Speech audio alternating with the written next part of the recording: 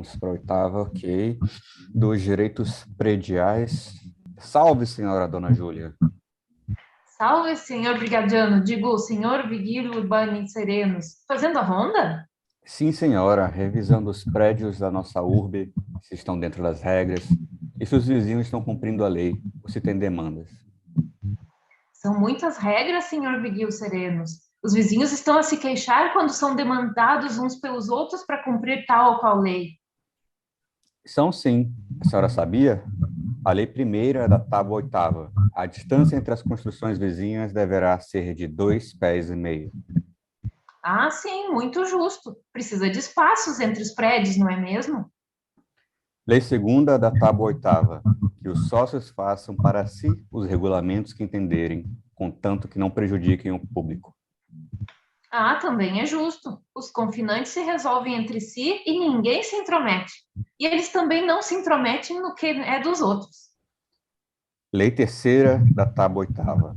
A área de 5 pés deixada livre entre os campos limítrofes não poderá ser adquirida por uso capião.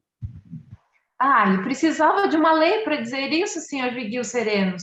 É claro que a área deixada livre deve ficar livre. Lei quarta da tábua oitava.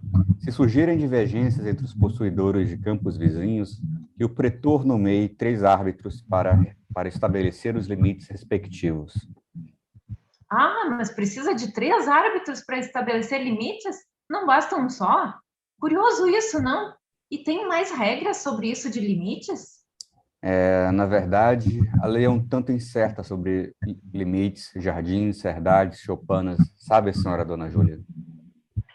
Mas sobre as árvores deve ter alguma regra sim. Por exemplo, se uma árvore se inclinar sobre o terreno do vizinho, Ah, tem sim. Lei nona da tábua oitava.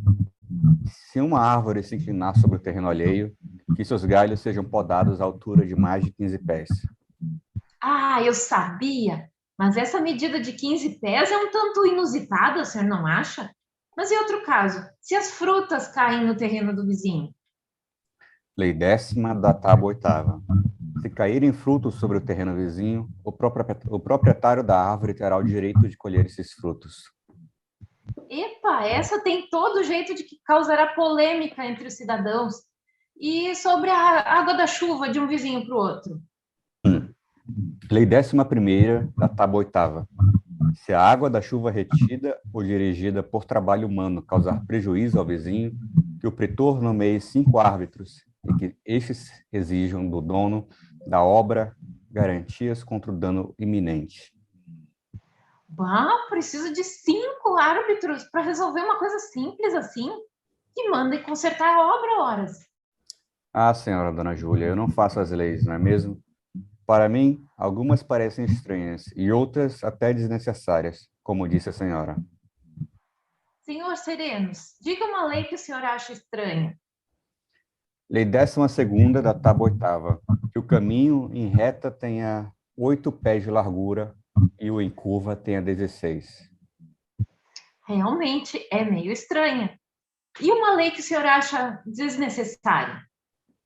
Lei décima terceira da tábua oitava, se aqueles que possuírem terrenos vizinhos a estradas não o cercarem, que seja permitido deixar pastar o rebanho à vontade nesses terrenos. Mas é claro, se não tem cerca, é lógico que o rebanho vai pastar à vontade. Ou será que os nossos legisladores vão criar leis para o gado cumprir? Essa foi boa. Nesse caso, rezo a Júpiter que o gado cumpra as leis mais do que os cidadãos, nossos vizinhos, senhora Dona Júlia.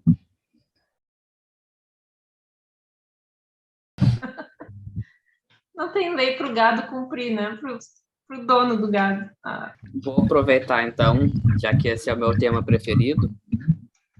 É muito filtrando aqui as coisas que são mais importantes e também mais estranhas, elas dão a entender muita coisa sobre a formação da propriedade fundiária romana, seja urbana, seja rural, e a natureza jurídica dela. Questões simples, como o limite e a distância entre esses fundos, que se relaciona também com o debate sobre servidões legais. Como que era originalmente o iter limitare, né? Limitar fundos rústicos e nas cidades. Não dá para saber como que era exatamente na fundação de Roma, senão por indução. Porque nas províncias romanas, ou melhor, nas províncias não, nas cidades que eram colônias romanas, se procedia no ato de fundação dessas colônias uma cerimônia muito antiga, que, portanto, possivelmente é o que se fez em Roma originalmente, ou pelo menos o que se creia que tenha sido feito em Roma originalmente. Se contornava todo o território que ia ser com a cidade com um arado, tinha até uma cerimônia religiosa, tinha-se que tomar os auspícios para fazer essa... É o vinho, né? Isso, exatamente. Tomava-se os auspícios e então se dividia o terreno e atribuía-se os lotes para várias pessoas. Só que tinha muitas regras sobre como se faz isso, não era nada muito arbitrário ou...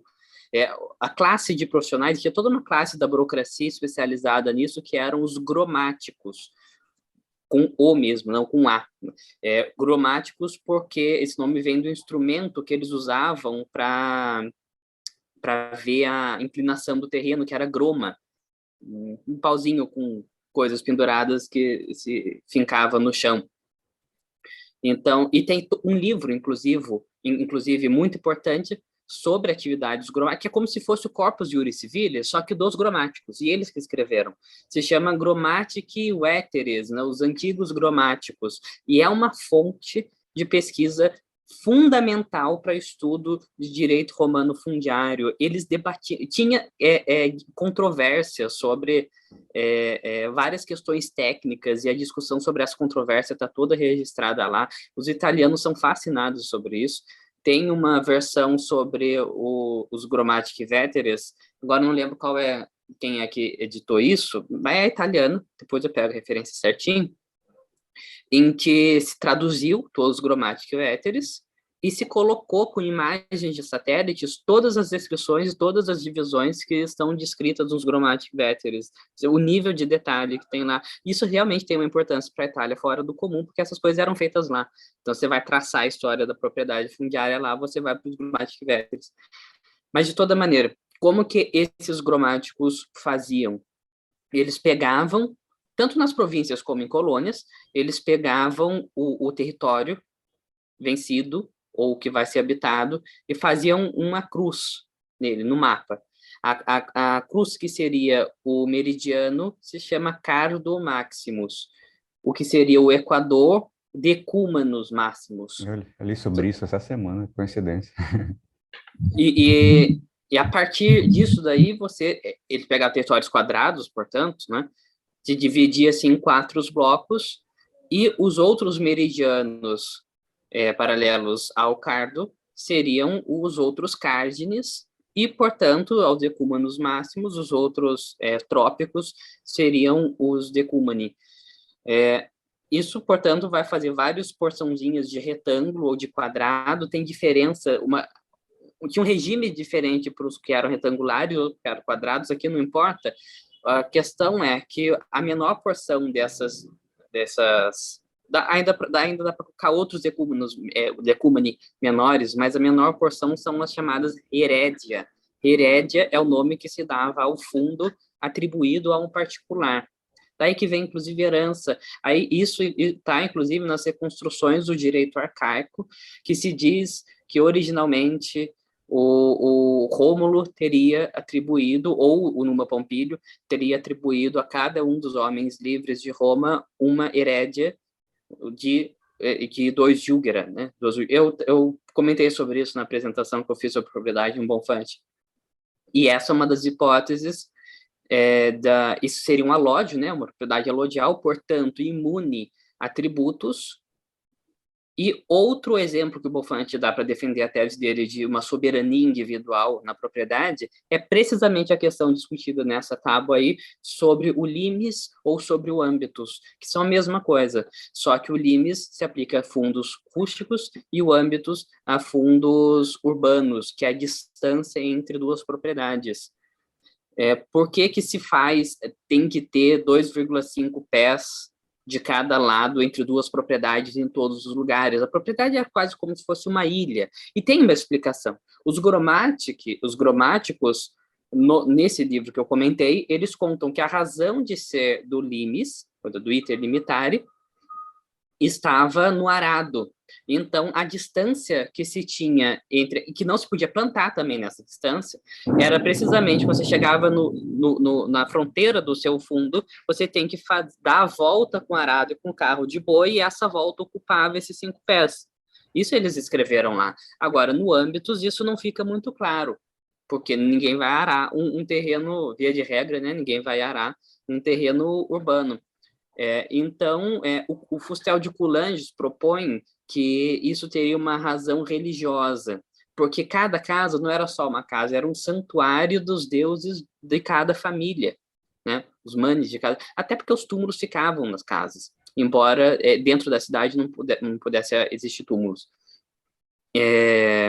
Mas, certamente, a parte dessa visão de Coulanges, que sempre é mais voltada para a espiritualidade, existia uma razão de ordem logística, né? Escoamento de água, passagem. De toda maneira, isso muito cedo foi amplamente desrespeitado em Roma.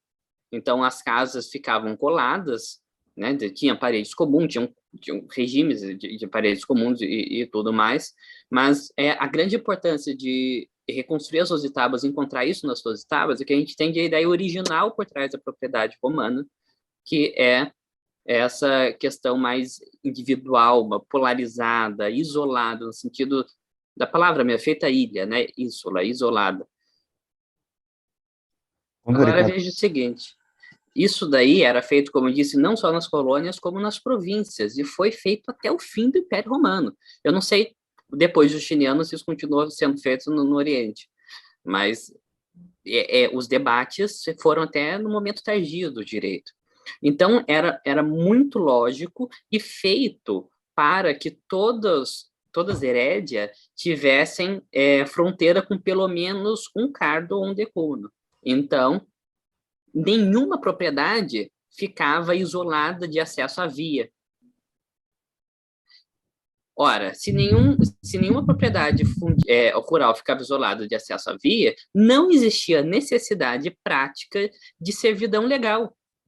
Por isso que em todo digesto a gente só encontra um caso que a gente poderia aproximar de servidão legal, que é iter ad sepulcrum. Não é de passagem forçada para você chegar à via, porque esse problema não existia. Esse é um dos argumentos que tanto Shaloi como Bonfante colocam, mas vários outros colocam também, do porquê que os romanos não desenvolveram uma teoria sobre uma servidão